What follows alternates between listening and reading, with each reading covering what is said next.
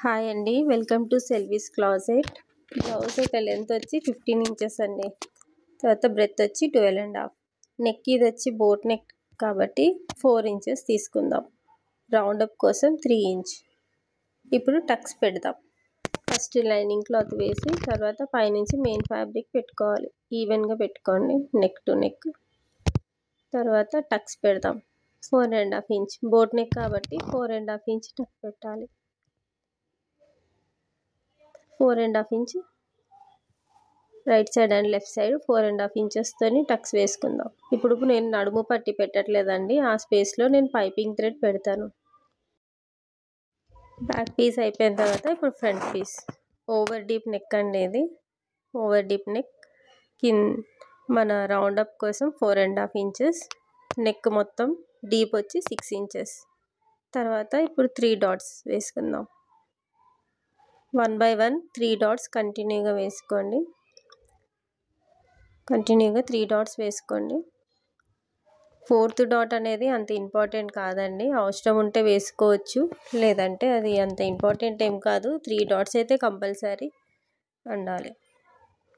Full video explanation కోసం నేను live stream పెడతానండి, అక్కడ మీకు పర్ఫెక్ట్గా ఎక్స్ప్లెయిన్ చేస్తా. Right side and left side కంటిన్యూగా మనం డాట్స్ 3 డాట్స్ సేమ్ ఈక్వల్ లెంత్తోనే ఇచ్చేయాలి. Dots right side and left side front part అయిపోయిన తర్వాత 3 డాట్స్ వేసినాక క్రాస్ పట్టి. నేను ఈ క్రాస్ పట్టి 2 మెథడ్స్ని కూడా షార్ట్లో అప్లోడ్ చేసినానండి. అది ఇంట్రెస్ట్ ఉన్న వాళ్ళు షార్ట్స్ చూడండి, డిస్క్రిప్షన్లో నేను ఆ షార్ట్స్ వీడియోస్ పెడతాను, లింక్స్ ఇస్తాను చూడండి. మెయిన్ మన 3 డాట్స్ తోటే మనకి ఫ్రంట్ పార్ట్ చాలా మంచి నీట్గా ఫినిషింగ్తో బాగుంటుంది. మెయిన్ అంటే మన బ్లౌజ్ ఫిట్టింగ్ కూడా పర్ఫెక్ట్గా కూర్చుంటుంది 3 డాట్స్తో. 4th డాట్ అంత ఇంపార్టెంట్ కాదండి, కావాలంటే వేసుకోవచ్చు. తర్వాత ఉక్స్ పట్టి కాజా పట్టి జాయిన్ చేయండి. ఫస్ట్ ఉక్స్ పట్టి వేసుకోవాలి. ఉక్స్ పట్టి కాజా పట్టి కూడా నేను షార్ట్ వీడియో తీసానండి, మీకు కావాలంటే చూడండి ఇంట్రెస్ట్ ఉంటే. లేదు అంటే నేను లైవ్ స్ట్రీమ్లో నేను పర్ఫెక్ట్గా మీకు ఎక్స్ప్లెయిన్ చేస్తాను. ఫస్ట్ ఇది ఉక్స్ పట్టి అండి. ఉక్స్ పట్టి తర్వాత కాజా పట్టి వేసుకోవాలి. కాజా పట్టి వేస్తున్నానండి ఇప్పుడు. కాజా పట్టి స్టిచ్ అయిందంటే మన ఫ్రంట్ పార్ట్ కూడా కంప్లీట్ అయిపోయినట్టే. గట్టిగా క్లాత్ లాగకుండా కుట్టాలండి, స్లోగా కుట్టాలి. ఏదైనా సరే మనం బ్లౌజ్ కుట్టేటప్పుడు చాలా స్లోగా స్టిచ్ చేసుకోవాలి. ఎక్స్ట్రా డబుల్ స్టిచ్ ఎందుకు వేస్తున్నానంటే ఉక్స్ కాజా పట్టి అక్కడ మిడిల్లో ఆ లైన్లో కూర్చోబెడితే గ్యాప్స్ రాకుండా ఉంటాయి. మెయిన్గా గ్యాప్స్ రాకుండా ఉండడం కోసం ఉక్స్ పట్టి కాజా పట్టి వాళ్ళు హ్యాండ్ వర్క్ చేసే వాళ్ళకి కొంచెం కంప్లీట్గా అర్థం అవ్వడం కోసం అని నేను అలా స్టిచ్. ఏదైనా ఎక్స్ట్రాస్ ఉంటే కట్ చేసి తీసేసేయండి. నెక్స్ట్ మన ఫ్రంట్ పార్ట్ రెడీ అయిపోయింది చూడండి. ఈవెన్ టు ఈవెన్గా పెట్టుకుంటే ఎక్స్ట్రాస్ ఏమైనా ఉంటే ఒకసారి మెజర్మెంట్ బ్లౌజ్తోని చెక్ చేసుకొని ఎక్స్ట్రా ఏదైనా ఉంటే కట్ చేసుకోండి. తర్వాత ఇప్పుడు మన front part and back part రెండు కూడా షోల్డర్ టు షోల్డర్ జాయిన్ చేసేసేయాలి. కొంచెం ఎక్స్ట్రా ఉందనేసి కట్ చేస్తున్నానండి. మనము లైనింగ్ అనేది పర్ఫెక్ట్గా కట్ చేసుకుంటామండి. లైనింగ్ ఎప్పుడు మనది కరెక్ట్గా కట్ చేసుకుంటాము. మన మెయిన్ ఫ్యాబ్రిక్ వచ్చి కొంచెం ఎక్స్ట్రా క్లాత్ తీసుకొని కట్ చేస్తాం కదా. సో మనం ఎక్స్ట్రా కట్ చేసేదంతా కూడా మనది మెయిన్గా వేస్ట్ ఎక్స్ట్రా తీసుకున్న క్లాత్లే మనం కట్ చేస్తున్నాం. లైనింగ్ ఫ్యాబ్రిక్ మటుకు పర్ఫెక్ట్గా ఉంటుంది. షోల్డర్ మీద టూ స్టిచెస్ వేసుకోండి. సో మనది ఫ్రంట్ అండ్ బ్యాక్ అయిపోయింది. ఇప్పుడు పైపింగ్ వేసుకోవాలి. శారీ వచ్చి పర్పుల్ కాబట్టి మనం పర్పుల్ కలర్ పైపింగ్ వేస్తున్నాం. కావాలంటే బ్లౌజ్ మీద చిన్న బూటీస్ మనకి గోల్డ్ కలర్ ఉంది, గోల్డ్ పైపింగ్ కూడా వేసుకోవచ్చు. సో ఇది వచ్చి ప్యాటర్న్. హ్యాండ్స్ వచ్చి కర్వ్ హ్యాండ్ మీద నేను బ్రింజాల్ కలర్ క్లాత్ తోటి ప్యాటర్న్ ఇచ్చినానండి. సో ఆ హ్యాండ్కి మనం పర్పుల్ కలర్ పైపింగ్ వేస్తేనే ఫినిషింగ్ నీట్గా ఉంటుంది అనేసి నేను పైపింగ్ వచ్చి పర్పుల్ కలర్ ఇచ్చినాను. గోల్డ్ కూడా కావాలి అనుకుంటే గోల్డ్ కూడా వేసుకోవచ్చు. బ్లౌజ్ అంటే హ్యాండ్ బట్టి, అంటే హ్యాండ్ లుక్ని బట్టి పైపింగ్ మేబీ పర్పుల్ ఉంటే బాగుంటుంది అనేసి పర్పుల్ వేసినానండి. ఎక్స్ట్రా ఏదైనా ఉంటే కట్ చేసేయండి.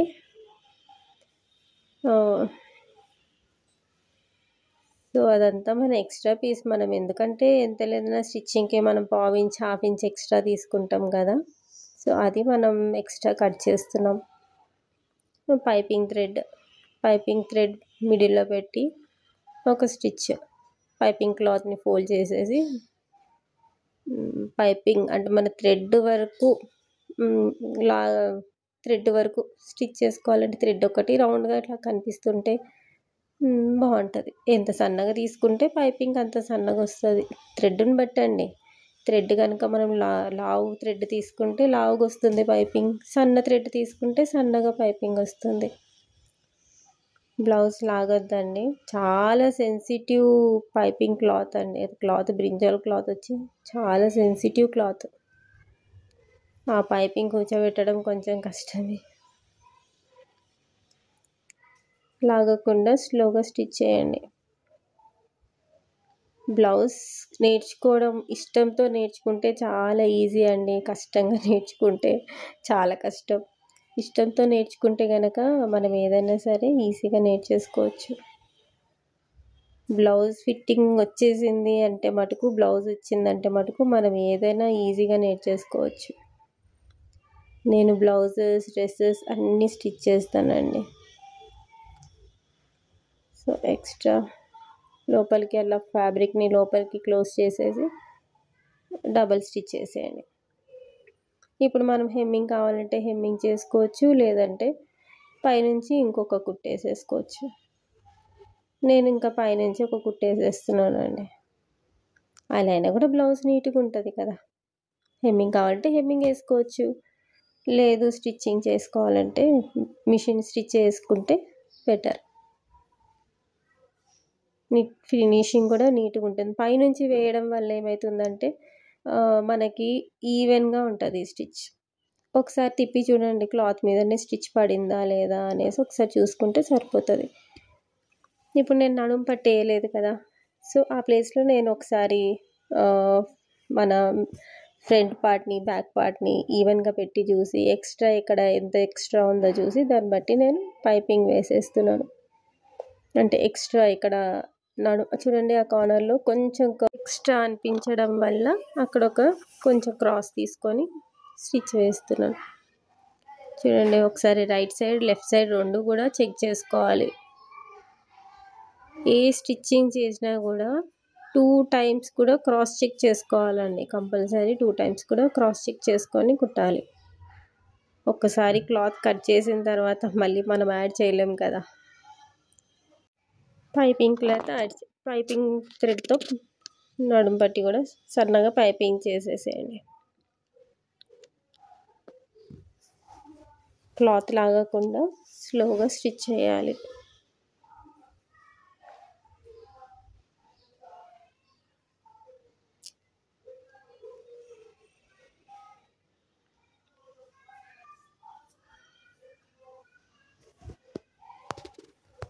స్టిచ్ వేసుకోండి సన్నగా.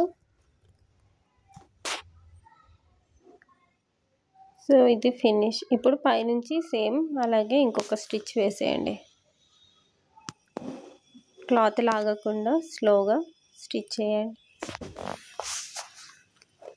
ఓకేనా. ఒకసారి తిప్పి చూస్తే మనకి ఎక్స్ట్రా కుట్టు బయట ఏమైనా పడిందా, కరెక్ట్గా క్లాత్ మీద పడిందా లేదా చెక్ చేసుకోవచ్చు. ఇప్పుడు మన హ్యాండ్ అండి, మెయిన్ మన హ్యాండ్ రెడీ చేసుకుందాం. ఇది వచ్చి కర్వ్ హ్యాండ్ అనమాట. కర్వ్ హ్యాండ్ మీద నేను పర్పుల్ కలరు ప్యాచ్ వేసి ఎలా కుట్టాలో చూద్దాం. మెజర్మెంట్ తీసుకుందాము.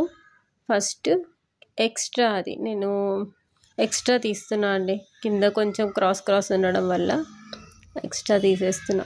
ఒక 3/4 ఇంచెస్, కరెక్ట్గా 3/4 ఇంచెస్ గ్యాప్తో ఒక అండర్లైన్ తీసుకోండి. ఇప్పుడు ఎక్స్ట్రా అది కుట్టు కోసం నేను 1 ఇంచ్ వదిలేస్తున్నానండి. కుట్టు కోసం. ఇప్పుడు 2 ఇంచెస్ 2 ఇంచెస్తో ఒక మార్క్ పెట్టుకోండి. మొత్తం 2 ఇంచెస్తో మార్క్ పెట్టుకోండి.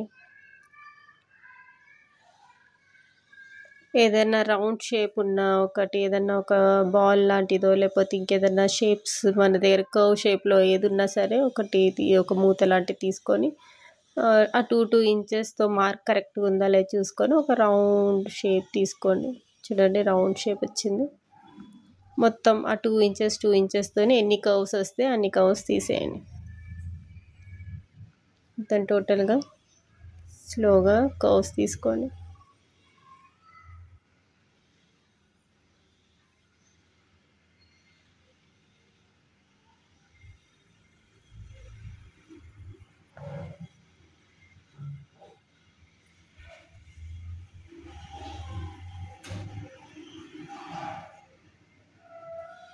టోటల్గా అన్ని షేప్స్ కర్వ్ షేప్స్ తీసుకున్న తర్వాత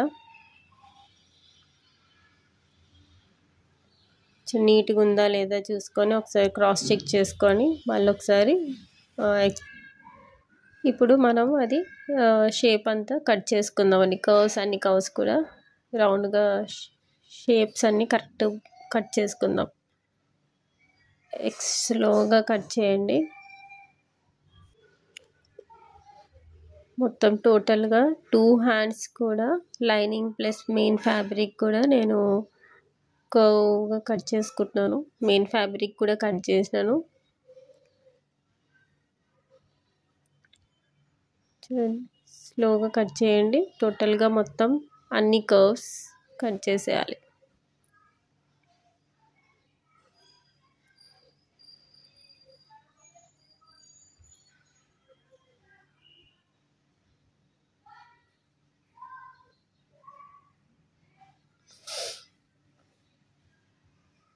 నా వీడియో నచ్చితే సబ్స్క్రైబ్ చేసుకోండి, నాకు లైక్ చేయండి, సపోర్ట్ చేయండి. చూడండి ఇప్పుడు అన్ని కర్వ్స్ కట్ చేసేసాను. నెక్స్ట్ లైనింగ్ క్లాత్ని మెయిన్ ఫ్యాబ్రిక్ని నేను ఒకటి వెనుక ఒకటి పెట్టుకొని పేపర్ స్టిఫ్ క్లాత్ కూడా నేను ఐరన్ చేసి తీసుకున్నానండి. ఎడిటింగ్లో కట్ అయిపోయింది, నేను వీడియో చేయలేదు, మర్చిపోయినాను. చూడండి మొత్తం టోటల్గా కర్వ్స్ అన్నీ నీట్గా స్టిచ్ చేసుకొని అక్కడ మనం కర్వ్ తీసుకున్నప్పుడు కార్నర్స్ దగ్గర ఒక చిన్నగా కట్ చేసి తీసుకుంటే ఏంటంటే కార్నర్స్ మనకి రౌండ్ షేప్ నీట్గా వస్తుంది అన్నమాట. చూడండి ఇప్పుడు మొత్తం వెనక్కి తిప్పేసి ఐరనింగ్ కంపల్సరీ అండి, ఐరన్ చేసుకోవాలి. ఐరన్ చేసుకుంటే మనకు ఆ కర్వ్స్ అన్నీ పర్ఫెక్ట్గా కూర్చుంటుంది. ఇప్పుడు చూడండి కార్నర్స్లో ఆ కార్నర్స్ అన్నీ మనం అట్లా కట్ చేయడం వల్ల ఆ కార్నర్స్ అన్నీ షేప్కి వచ్చింది. ఒకసారి ఐరన్ చేసుకోండి. ఐరన్ చేసిన తర్వాత పర్పుల్ కలర్ క్లాత్ అన్నాను కదా, దానికి మన మెయిన్ ఫ్యాబ్రిక్ పైన పెట్టి ఆ పర్పుల్ కలర్ క్లాత్ కింద పెట్టేసి ఒక డబుల్ స్టిచ్ చేసేయండి. మన బ్లౌజ్ కనుక లేస్ వర్క్ ఉన్న శారీ అయితే కనుక అక్కడ మనం ఆ స్టిచ్ చేసిన ప్లేస్లో మనం ఒక లేస్ కూడా వేసుకోవచ్చు. అంటే శారీ మొత్తం లేస్ వర్క్ లేదు అనేసి మనం లేస్ వేస్తే బ్లౌజ్ లుక్ బాగోదని నేను లేస్ ఏం వేయలేదు, డబల్ స్టిచ్ వేసినాను. ఇప్పుడు మన 2 హ్యాండ్స్ రెడీ అయిపోయింది. 2 హ్యాండ్స్ కూడా ఒక దాని మీద ఒకటి పెట్టి ఈవెన్గా పెట్టుకొని కట్ చేసుకోండి. ఫ్రంట్ అండ్ బ్యాక్ హ్యాండ్స్ ఎలా కట్ చేయాలి ఏంటి అనేది కూడా నేను ఒక చిన్న వీడియో తీసానండి, షార్ట్స్లో ఉన్నాయి, ఒకసారి విజిట్ అవ్వండి. చూడండి నా షార్ట్స్ అన్నీ చూసి నాకు లైక్ చేయండి, సబ్స్క్రైబ్ చేయండి, నా ఛానల్ని సపోర్ట్ చేయండి. ఇప్పుడు వచ్చి నేను హ్యాండ్ జాయిన్ చేస్తున్నాను.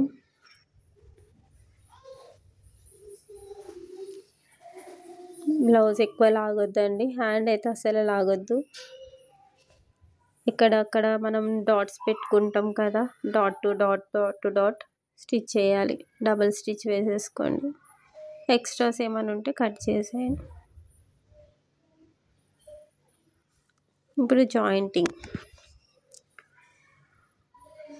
Front part, back part, under arms దగ్గర జాయింట్ టు జాయింట్ అన్నీ కలిపి నీట్గా ఒక స్టిచ్ వేసేసుకోండి.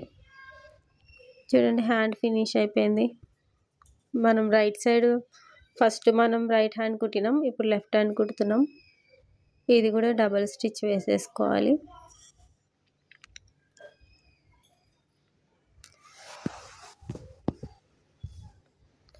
టూ స్టిచెస్ వేసేసుకొని తర్వాత జాయిన్ చేసుకోండి. మీకు చూపించడం కోసమని నేను ఒక్కొక్క స్టిచ్ వేసినానండి. ఫినిషింగ్ స్టిచ్ ఇంకా వేయలేదు. ఫినిషింగ్ వీడియో అంతా లైవ్ స్ట్రీమ్లో మొత్తం పర్ఫెక్ట్ బ్లౌజ్ ఫినిషింగ్ అంతా నేను చూపిస్తాను. చూడండి జాయింట్ ఎలా ఉందో, అండర్ ఆర్మ్స్ దగ్గర కూడా జాయింట్ టు జాయింట్ కరెక్ట్గా పర్ఫెక్ట్గా కూర్చుంది. ఇది వచ్చి ఓవర్ డీప్, బ్యాక్ వచ్చి క్లోజ్డ్ నెక్, ఫ్రంట్ వచ్చి డీప్ రౌండ్. మన బ్లౌజ్ ఫినిష్ అయిపోయిందండి. నా వర్క్ నచ్చితే నాకు సబ్స్క్రైబ్ చేయండి, నాకు సపోర్ట్ చేయండి. థ్యాంక్ యూ అండి వాచ్ చేసినందుకు. Thank you very much.